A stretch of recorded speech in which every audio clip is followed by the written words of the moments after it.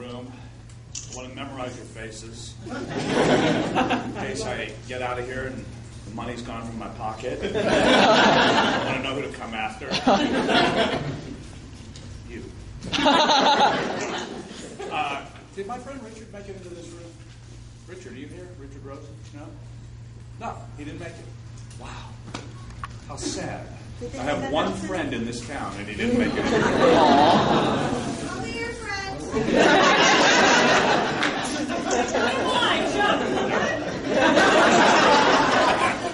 No, I would love to be your friend.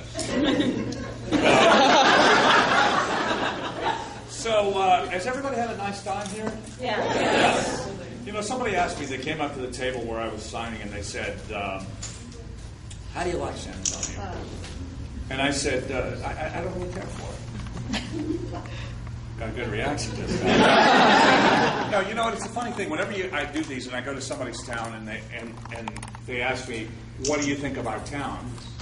What am I supposed to say? Really, you know? But I happen to think that San Antonio is the garden spot of the world. In the middle of a drought. All right, the cactus grows.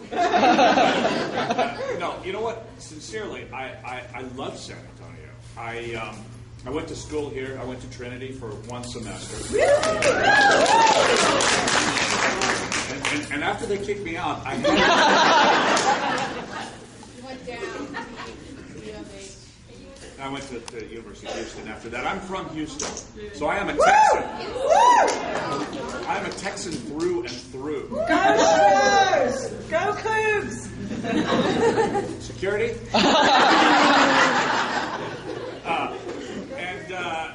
I just want to say that I really do love San Antonio. The whole reason I'm here is because the Borg. The whole reason I'm here is I don't know how it happened. I was on a website or what is that? I think Spock died. Okay, one at a time. Spock died. What is it? Spock died. No, really, what is it? Spock. Leonard Nimoy is dead. And they're upstairs. They're outside. They're going through the hall. We thought they were for you. Can you stop that, Chris? San Antonio pop bags and pipes. Thank you. He's going to do it. That's the kind of power I have.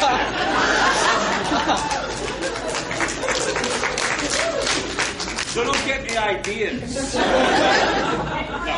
Be glad it's not the Samba group. I am. So anyway, I was saying I went here for a semester to Trinity, and I really loved the town. I thought, this is great. I wound up going back to Houston because a teacher of mine who I wanted to study with went to a college, the University of Houston, and I wanted to study with him, so I did. But I always had this affection for San Antonio because I had such a good time here, and really I just loved the town. And so I saw on a website that Chris and company were going to do a convention here, that there was a convention in San Antonio. So I called the guy who is kind of my agent for these things, and I said, hey, there's a convention in San Antonio. Why don't you call them and see if they'd be interested in having me come? And I never do that. And he called and they said, yeah, bring him down. And so here I am. And this is the first time I've been to San Antonio in probably, I did a convention here many years ago, 15 years ago, 16 years ago. And I was just a boy. Oh, there's my friend Richard. He finally made it in. Richard, good. Glad to see you. We were looking all over for you. And I sent out a scouting party, and they found you. Richard runs the Magic Children's Theater in San Antonio, right?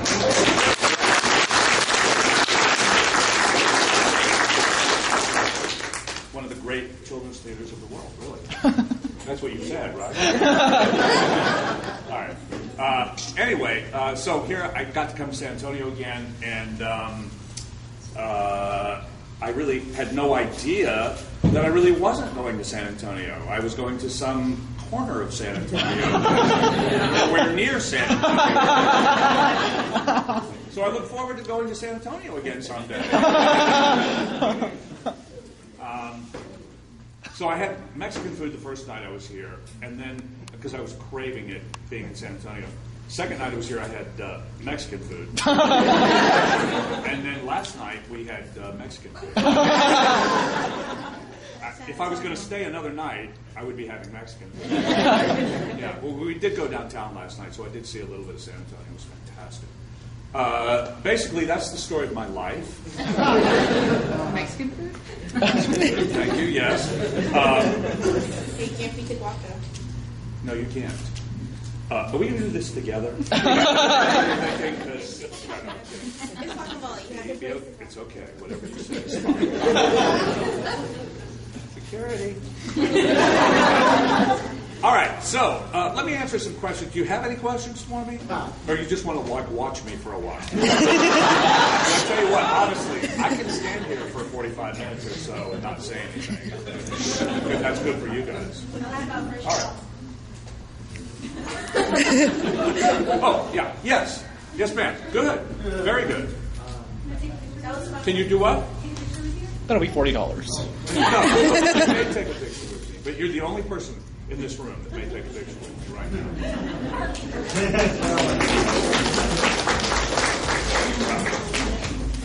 Do you have a professional photographer with you? Is that your boyfriend? Yes?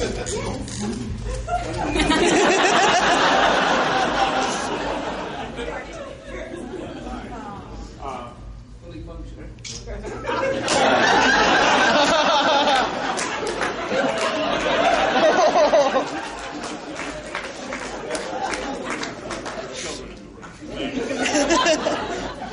Let me say something to you, by the way.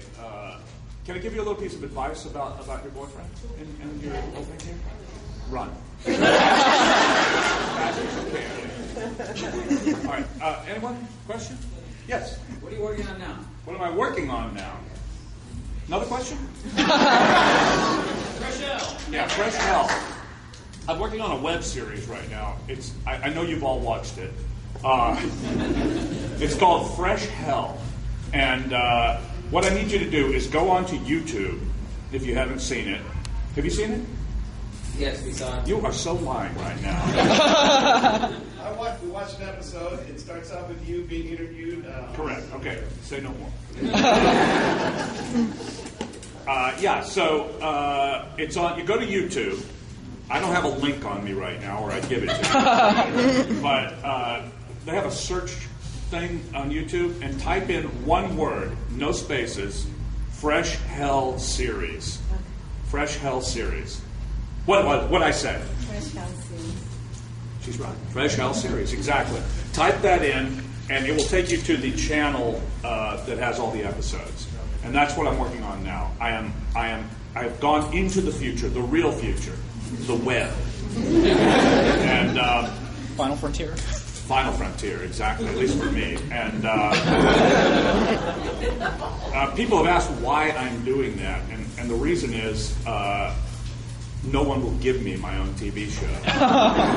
So I've decided to do it myself.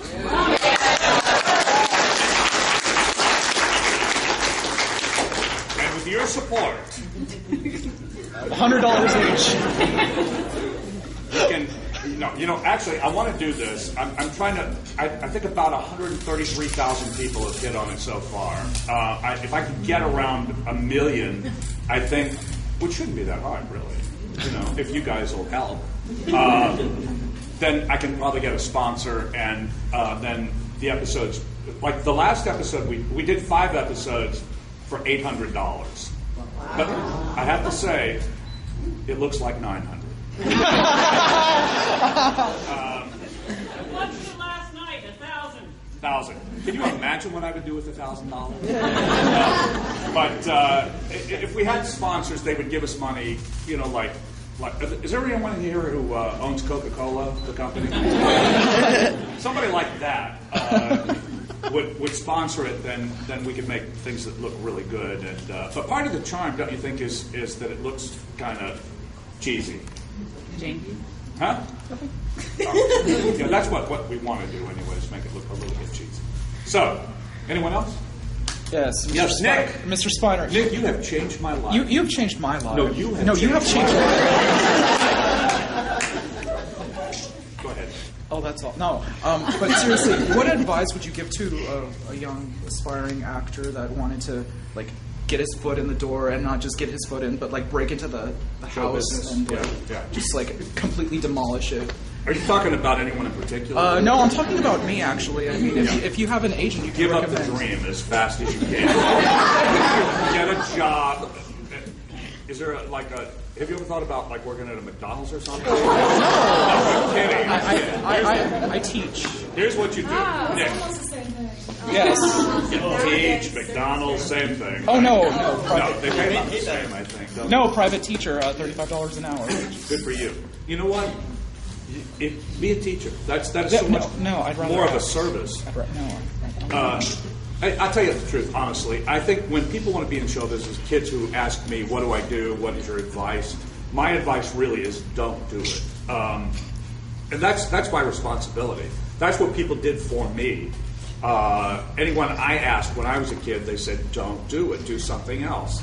And they were right. And the idea is, if you absolutely have to do it, if you can't be discouraged, then you should be doing it. You're the person who should be doing it. And the people I know who are in show business, in professional show business, were all discouraged by their parents or by people who were in the business, and they just could not be discouraged. And so they went ahead and they went through a very difficult process of finding success. Were you ever discouraged? I mean, I got kicked out of the drama department in high school. And, You did? Yeah, it was horrible. Yeah, you should have quit that. I should. Everybody who's an actor was rejected for jobs, one after the other, and it goes on throughout your career. So you have to be tough, and you have to be willing to face rejection all the time, and hope that occasionally you'll get a break. I heard when you auditioned for the Star Trek thing that you did. I mean, I'm a bigger fan of gargoyles, but anyways, yeah, really. No, but I heard that you actually didn't want to do it right because they wanted you to shave your head. No, they didn't want me to shave my head. Really? You said that in an interview. Well, you know what? I was a joke, actually. I mean, because Patrick Stewart, and then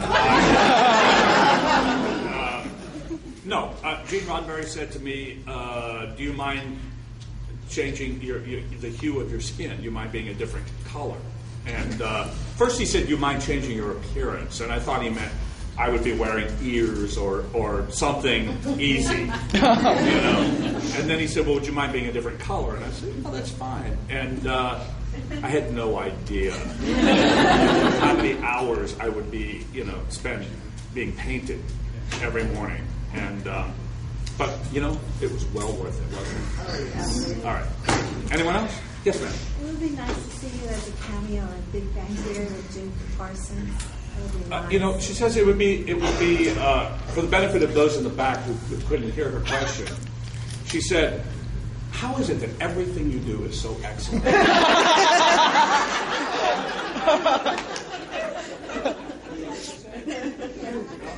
No. Really, what she said was, "Have I ever thought about doing a cameo in Big Bang Theory with Jim Parsons?" Is that the end of the sentence? Sheldon.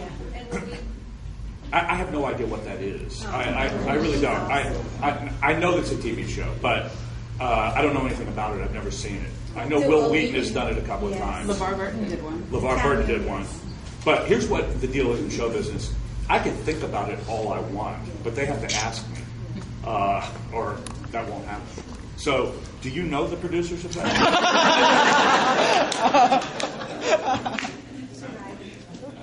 If you do, you'll ask them on my behalf if I can be on their show with Sheldon, Jim Parsons. Yeah, I'd like to do that. Anybody else? Yes. Who were your musical influences for singing? My musical influences for singing were Well, the chairman, of course. There's only one singer. The chairman. Right? No one was ever as good as Frank Sinatra. I met Frank Sinatra once. I'll tell you that story. Did you bring him a pastrami sandwich? Did I bring him a pastrami sandwich?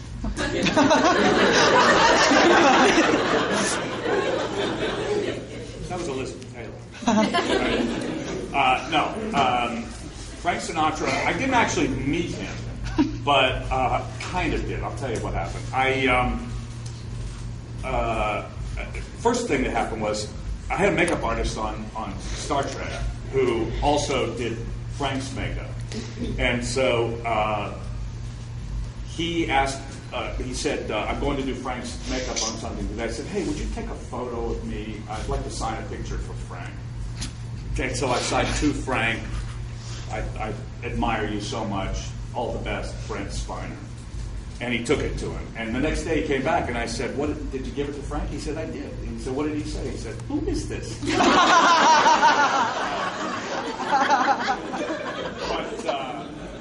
when LeVar got married, he had his bachelor party was basically the away team. So we went to Las Vegas for his bachelor party. And we went to the Desert Inn Hotel, which doesn't exist anymore. And that's where Frank played. Wow. And as it happened, Frank was playing. And so we tried to get in. It was completely sold out. And we could not get in. And we were kind of hovering around the front door. And there was this guy standing out there. And he says, hey, I know you guys. He says, what are you doing here? And we said, well, it's LeVar's bachelor party. And we wanted to see the chairman, and he says, well, my gosh. He goes, well, I play in the band. And he goes, hang on, hold on a minute. And he goes on, he comes back, he says, come tonight, 8 o'clock show. There'll be a table for you. The old man, he called him, is very, very excited about meeting you. Oh, my God.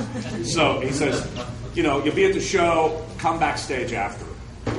So we went to the show. We had champagne waiting for us at the table. Great table. It was really kind of towards the end of Sinatra's performing career. And he didn't really sound great, but every now and then he hit a note or two that sounded just like Sinatra. And that was enough for us. And so after the show, we thought, well, okay, let's go back and see Frank. And we got backstage, and he was not there, but Frank Sinatra Jr. was there, and which was nice. It wasn't the same, but there he was, and he says, "No, my old man had to leave. He goes off and has dinner, and he says, say hello to you guys. Sorry to miss you. If you're back here at 4 a.m, he gets back. He'd be happy to say hello." So we talked to Frank Jr. for a while. Really nice guy. But a very, very serious man, Frank Jr., way more even than Sinatra himself, and very dour, never smiled, never was, and we all noticed it, well, almost all of us. We came out, LeVar said, God, did you believe how serious he was? And Jonathan, same thing, and Michael Dorn said, look at how serious he is. He says, hey, wasn't he a great guy? I love that guy. That's Michael Dorn. He doesn't notice anything. But anyway, that was my musical influence. Frank Sinatra, of course, Roy Orbison, and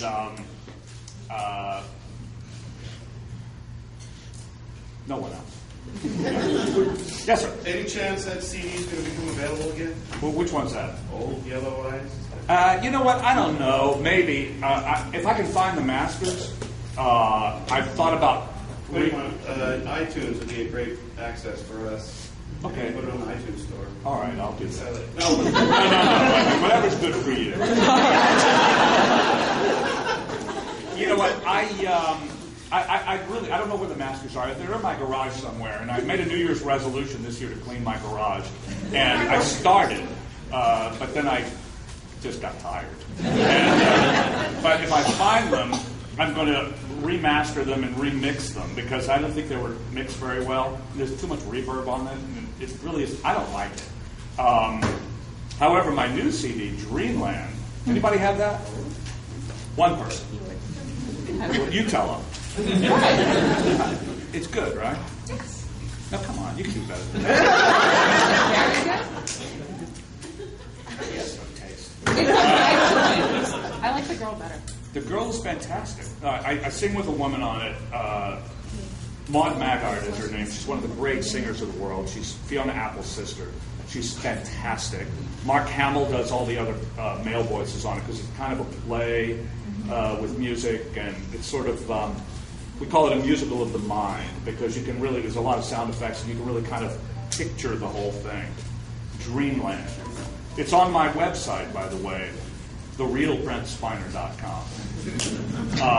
So after you've watched Fresh Hell on YouTube, go to therealbrentspiner.com and order my CD, Dreamland. It's way better than All Yellow Eyes. But if I can redo All Yellow Eyes and maybe sing another song or two and re-sing some of them, I might really re-release it at some point. If I do, I'm going to call it All Yellow Eyes Redux. 2.0. You had a question, yes? Yes. When you were playing Data pre-emotion chips, what was your acting strategy for suppressing all the emotions, especially watching things like Tasha Yar being killed? That really meant nothing to me. Glad to see her go. No. I'm only kidding.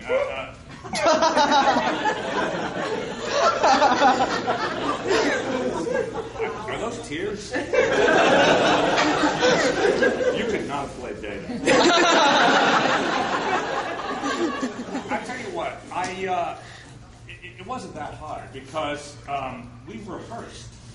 See, what you saw was just the final version that they cut together, but we did it several times, and I was awash in tears for most of the rehearsals.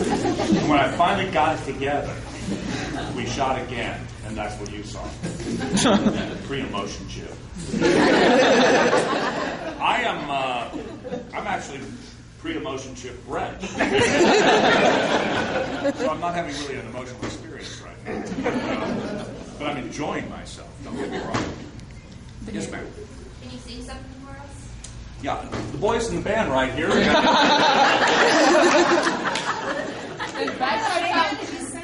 I did. I should have sung with the bagpipes. Has anybody ever sung with bagpipes? I could do an album of Brent and bagpipes.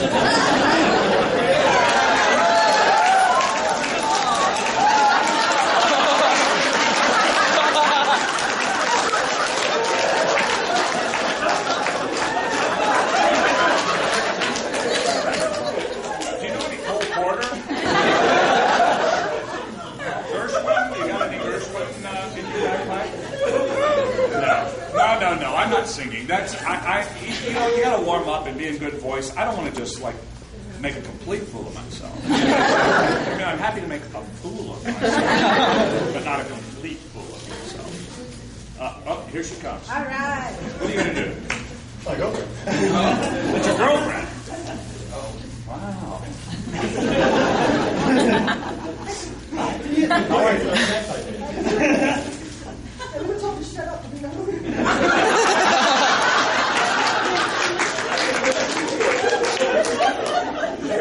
I bet that's not the first time you've heard that. All right. Anyone else have a question? Nick, you've had enough. I'm kidding. I'm kidding. You've changed my life. You changed my life. Yes, ma'am. So Fresh Hell is the love of your life right now. Well, it's what I'm working on. I have others that are the love of my life. Are we going to see any guest spots from you in the fall season? I doubt it. I mean, it could happen. I don't know. I just fired my agents, and my managers fired me. And so I am, for the first time in 30 years, without any representation. Oh, wow. Yeah. So I'm kind of working for myself now and liking it. But it sort of means I'm not going to probably be on television or in movies or on the stage. You're definitely going into super entrepreneur mode. I am an entrepreneur. Excuse me. Say that again. Entrepreneur. Yes, Nick. Yes, back to my question. Yeah. Mr. Spiner, how did you get started doing cartoon voice acting? Did you like it better than actually like going through the 4 hours of makeup? Do you just like come in your pajamas and say, "Oh, good, I don't have to deal with that crap on my face"? Okay, that was 3 questions. You know what? I had an agent. They called. Occasionally, like somebody actually, I was supposed to do a Simpsons. Oh. I don't know how that happened. My agent, who I fired, called me and said, "Got an offer from The Simpsons for you to do a voice. I'm playing. They wanted me to play. I don't know how they thought of me of this, but a robot. Seriously, not just a robot, but several robots. But the good news was they all had my voice, and so I didn't really have to do anything but show up and say the words. And but then my agent said, "But you don't work with us anymore. How do you feel about this?" And I said, "Well, whatever you want to do." And we said, "One more job. I'll do the job, and that'll be our last deal together." And then I noticed that the dates for it, I'm in London and I can't do it. So I called her and I said, "I can't do this." And she said, "Oh, don't worry about the dates. I'll take care of it." And I never heard another word about it. And you wonder why I fired my agent.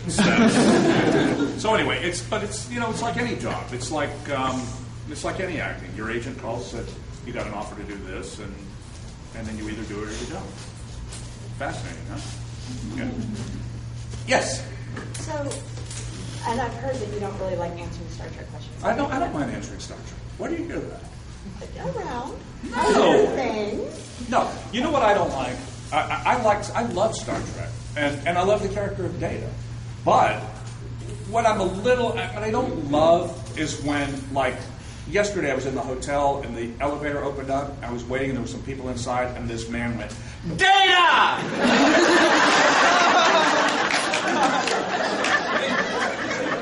You know what? I'm a grown man. I'm an upper middle-aged man. And having a fictional character's name screamed in my face. Excuse me, I don't love it, but I do love Star Trek, and I love the job I had on the show and the character I played, and I don't love it as much as you do. But I don't know. I didn't make any money from it. Well, I love that part of it. So what I was going to ask though is, like, what was the best thing from having portrayed Data? And you said that you went to LeVar's bachelor party and stuff. So do you still have friends? Oh yeah. Oh, we're all friends. We're all very, very close. Except I don't care for Dorn. But no, we're very good friends, all of us. I actually had dinner with Michael, or lunch with Michael, the day before I left to come here.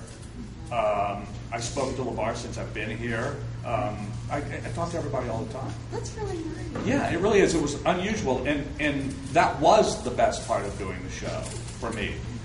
It's a really lucky thing when you get a cast of people who all really get along well and remain friends forever, and that happened. And I will say it shows very much, especially the longer the show ran, the more cohesive everybody was as a cast. Yeah. And it just seemed like, even if the plot was like, meh, y'all made it work really, really well. Well, we really enjoyed working together, and it was fun to go to work and not know which combination was going to work together that day. Am I going to be with Patrick? Am I going to have Patrick and Gates? Is it going to be Jonathan and LeVar and me? And it was always a fun proposition, no matter who it was. Was it hard when the show ended? I mean, it still sort of goes on in some of the movies and stuff, but that seems to be petering out. Right. Was it hard when it ended? It wasn't hard for me. It was for others. I was not unhappy when the show ended because, we had done 178 episodes. I don't think anybody got cheated. But for me, I was spending, I was doing 16 hours every day for 7 years. We'd work into Saturday morning to 3 or 4 or 5 Saturday morning, and I had to be back at work at 5:45 on Monday. so I could get painted. And I spent, I try to explain to people who say, well, how can you not love your character like I love your character? Well, I did love the character, but love is a complex thing. And your relationship to the character was way different than mine. You sat in front of your TV for an hour and watched the show. And I sat in makeup an hour and 15 minutes to get it on every day, and an hour and a half to get it off every day, and then go home and learn my lines, which were not easy, and then come back and get painted again the next morning. So there were things I didn't love about it, but I did. The experience altogether was wonderful, but I wasn't sorry to see it ending. Would you do it all over again? Yeah, sure. I wouldn't do it again, but I would do it all over again. Yes, ma'am, back there. Has a fan ever completely lost composure, like you, with their pants or Who? A fan. Oh,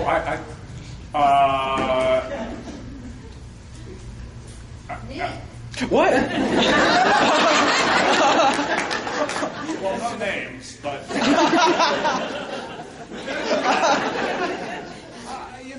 I've had some strange experiences. Yeah. Elaborate. Well, I really can't because I can appreciate. I'm a fan too. And there are people who, when I see them, I'm tongue-tied and I'm excited, and I get it. It's not like I'm not like you. I'm exactly like that. I mean, I don't make a complete idiot of myself, but I do, appreciate fandom because I'm a part of it. I think we all are. Yes, sir. You admonish others to not consider acting as opposed to teachers. I think part of that has to do with your mentor who made so much of an impact in your life, falling back to Houston. Right. What are the standards, or what are the things that your mentor tried to instill upon you as far as your character, being on time, knowing your words, all those things? What are the things put into making you who you are as far as a fine actor today? Those very things you just mentioned. My teacher, if we were late to a rehearsal in high school, it was hell to pay. And he was angry. And if we didn't know our stuff, if we hadn't spent any time working on it, he was very unhappy. And we were terrified of it. We really were. And I think that put us all in really good stead because my feeling is that the least you can do is be on time and know your lines. And very often, that's the most you can do. So you better at least be able to do that because that's your professional responsibility. You never know whether you're going to land the part correctly or not. Acting is really ephemeral, and you may hit it and you may not. But for a fact you could be prepared. And that's what he really laid the groundwork for. And I really hate working with actors who show up late and don't know their lines. I think it's unbelievably irresponsible for people who are lucky to be, working at all. And that does happen. Oh, it does. It does. Sam here, who works on, what's the show he's on? Being Human. Being Human? He's always late. I don't even know Sam. He's a nice guy. What about with some of the more complicated jargon words, like Data and the character Data and LeVar Burton? Jordy had to speak constantly. Yeah. Was that learned overnight, or did you guys work with the scientists to properly enunciate half those words? You know what? That stuff we said, it didn't mean anything. It could have been. It was like learning the phone book. It really was. It didn't mean a thing. And we call it technobabble because that's what it was. And no, we had to learn it the night before and deliver it the next morning. And I can remember working with Diana Muldaur, who was Dr. Pulaski for a season. And I used to have these long speeches of technobabble that my mind was frying as I was saying. And she had an interjection in the middle of the monologue of, Go on.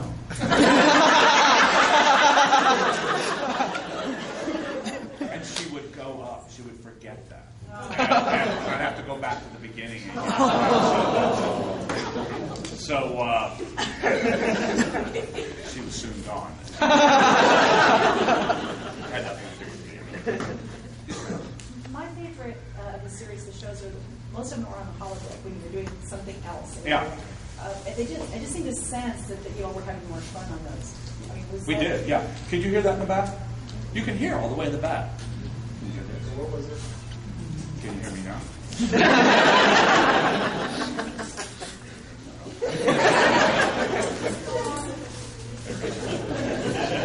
Richard, can you hear me? Yes, the holodeck. She was asking about the holodeck scenes, and that we seem to enjoy doing those in particular, and we did. You're absolutely right. We couldn't wait till they did a holodeck show so that we could play something else. And it gave me an opportunity as Data. I remember there was a guy who directed maybe the second or third episode we did of the whole series. And he said, in about 7 years, you're going to want to blow your brains out if this keeps going, because this is going to be the most limited role anyone has ever had to play.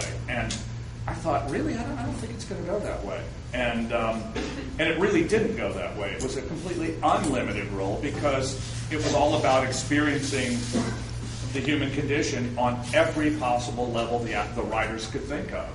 And the holodeck was a part of that for my character, was experiencing what it was like to be Sherlock Holmes or a Three Musketeer or a Christmas Carol or all kinds of things. It was a great experience.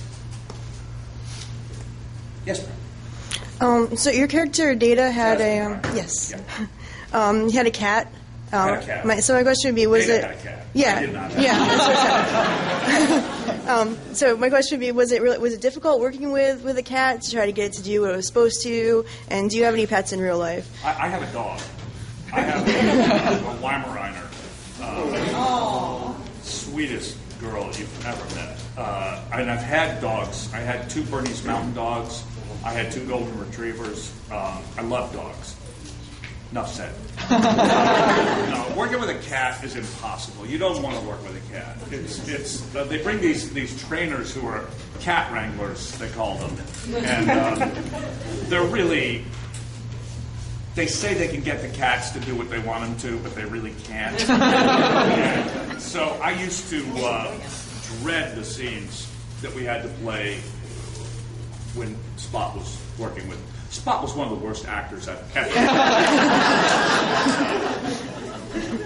I'm sure a great person, but a terrible, terrible actor. And there was only one time in the entire series that Spot did what they wrote. And it was written, stage direction was written, Spot eats tuna out of a can. Spot did it on the first take. Yes, sir. Were there any practical jokes on the series that y'all would play on each other that you can remember that were memorable? You know what? That's a complete illusion. We never did that. I'm serious. People laugh when I say it, but we did not do practical jokes. What Marina says we did, but Marina, she makes stuff up because she,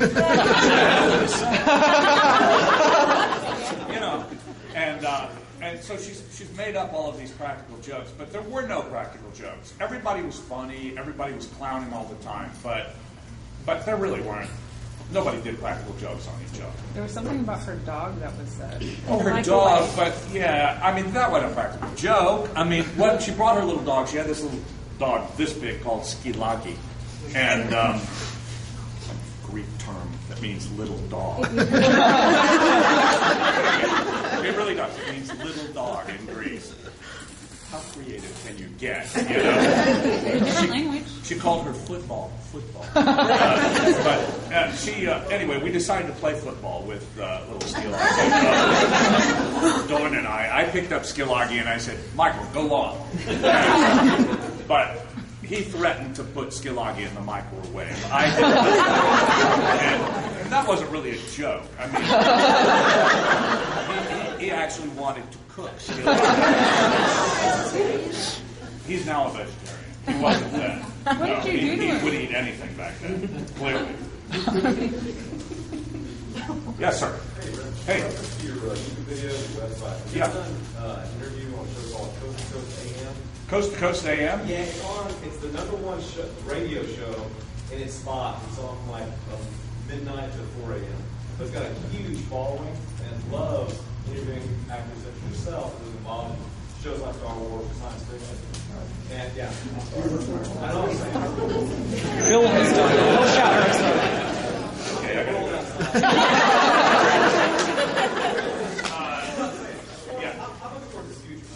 No, I appreciate that. You're working for me. Yeah, if you would, check it out because every interview they have, their website will blow up. Coast to Coast AM? Yeah, it's the number one show on the radio, and it's not top.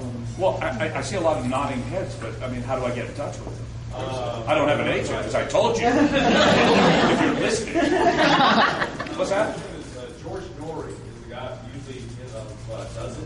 But it's go to coasttocoastam.com. Okay. And you'll find the information. I bet if you just call them up, you'd like an interview, and I guarantee you. You know what I'm going to do? I'm going to call them up. And I'm going to say, hello, I'm Brent Spiner's publicist. Spiner? Star Trek? Oh, thank you very much. I'm going to do that.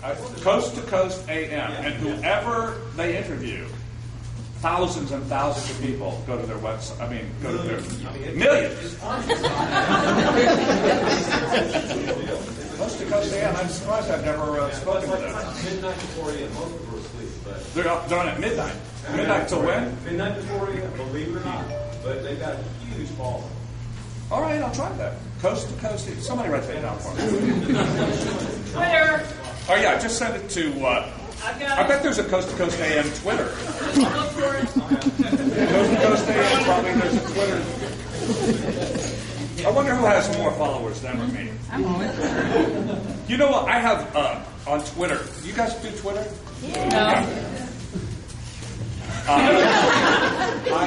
I have, or I had.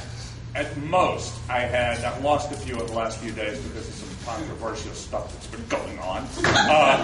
But I had 1,380,000 people who follow my Twitter. So when I started doing my web series, I thought, I'll just put it out there and I'll get at least 1 million people of my... It doesn't work that way. I found out that when you tweet something, less than 5% of your total followers see it. And it's gone in half an hour, and because there's so many other things that come. So you have to keep doing it over and over and over. And then the people who actually do follow you all the time, say things to you like, look, enough of you. Keep promoting your show. Enough I never of said that. that. No, but people do, don't they? And they don't realize that you have to. And every time I do, there's another 2,000 or 3,000 people who watch the show. So if you follow me, please forgive me for doing that. But I'm going to keep doing it. Damn it. Pardon me for cursing. Anyway, yes, sir. My kids are a little bit young to remember too much about Star Trek, so when they saw you, hope this doesn't hum with you too much, the farting guy on Master of the Sky. Right. Were you about to ask me to do that right now?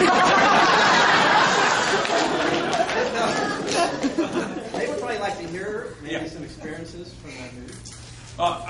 That movie, let me think of what the most interesting thing that happened on that movie. Master of Disguise, I don't know if you ever saw it. Certainly one of the worst movies ever made. I've made worse, however. I don't know if you ever saw Material Girls. Hilary Duff and her sister. How did they get you in that pink robe? I don't even remember being in it. But I specialize in having made some of the worst movies ever made. But Master of Disguise, I actually had a scene with Jessica Simpson in Master of Disguise. Oh my God. Yeah. I'm sorry about that. Huh? I'm sorry about that. Yeah, well, she, next to Spot, the worst actor. I'm glad that's Actually, Spot was a little better.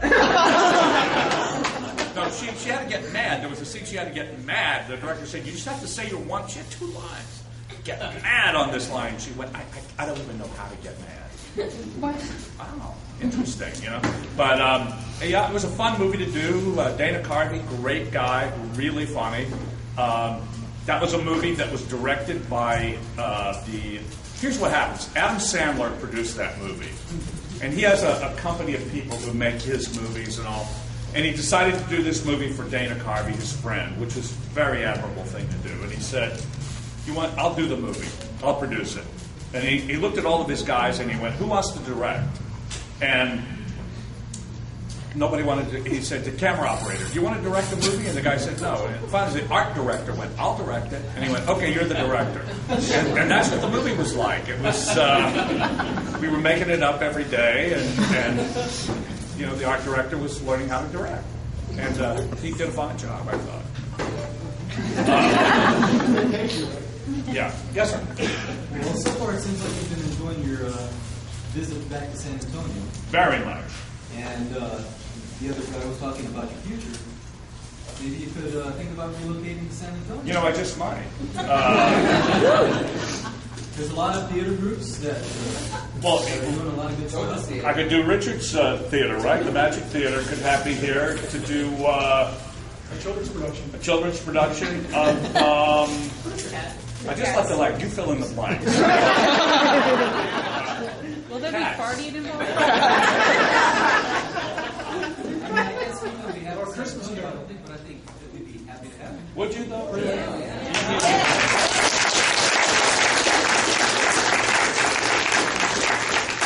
Could I actually come live at your house? I'm feeding the dogs when I'm at work. I can do that. You say you'd be happy, but you know, once I was there for a while, you'd be ready to see it. Hey, a lot of theater. Putting your name on there would probably. Oh, there'd be thousands. Thousands would come to see it. At least a room. All right, I'll think about that. Hey, is Mexican food. Exactly. Is Hemisphere still here? Yeah. Yes. Didn't you used to run something at Hemisphere, Richard, like entertainment or something? Didn't you? That was like a tack. Did you?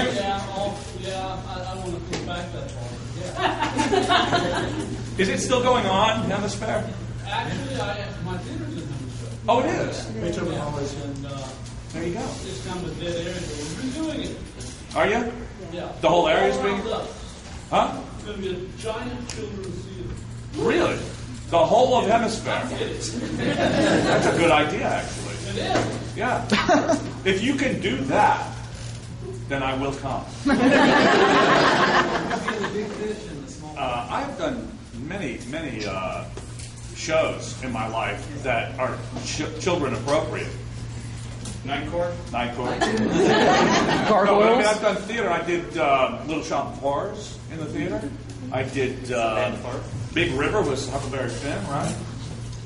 We could do something like that, right? 1776. Well, that was an adult, mature play. All right. I have time for how many more? 2 questions? Let me think. Yes, ma'am. Can you talk a little bit about gargoyles? Like, what's your favorite episode? Or what was your You know, I laugh because I never saw Gargoyles. I never saw the character I played on Gargoyles. I didn't even know I played 2 characters.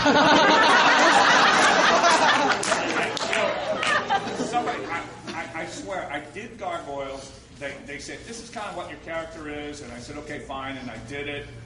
Never saw it. Never knew what the guy looked like. And then somebody said to me, oh, and you were Owen. And I went, I was? Who was Owen? Right. I don't know. Yes, ma'am. Any plans to do anything on Broadway? I'm planning to do Broadway. Sometimes my plans don't work out. But I think you will see me on Broadway again, actually. That'd be great. Yeah. Yes, sir. Can you tell us more about my last question. Okay, about Fresh Hell in terms of? And I get the impression that you're the creative force, a director, more than in it. Is that correct? No. No, I'm in it. You're in it. Okay. I'm in it. I play myself. It's about my life. And it's an alternative life. It's not exactly really what my life is. I kind of equate it to... Oh, so Curb is like sort of like Curb Your Enthusiasm. Well, kind of, but I think even that goes back to me. It all begins with the Jack Benny show, and where he played himself, but it wasn't anything like his life really was, and so that's kind of what we're doing. And I have a director. There's a guy who directs, but we all kind of create the thing, and then we have a guy named Harry Hannigan who writes it, who's a brilliant writer, and then we do it. All right. Yeah. We'll check it out. All right. One last question. Yes, ma'am. When you were doing, I just wanted to see the head tilt in the walk that you do in your data.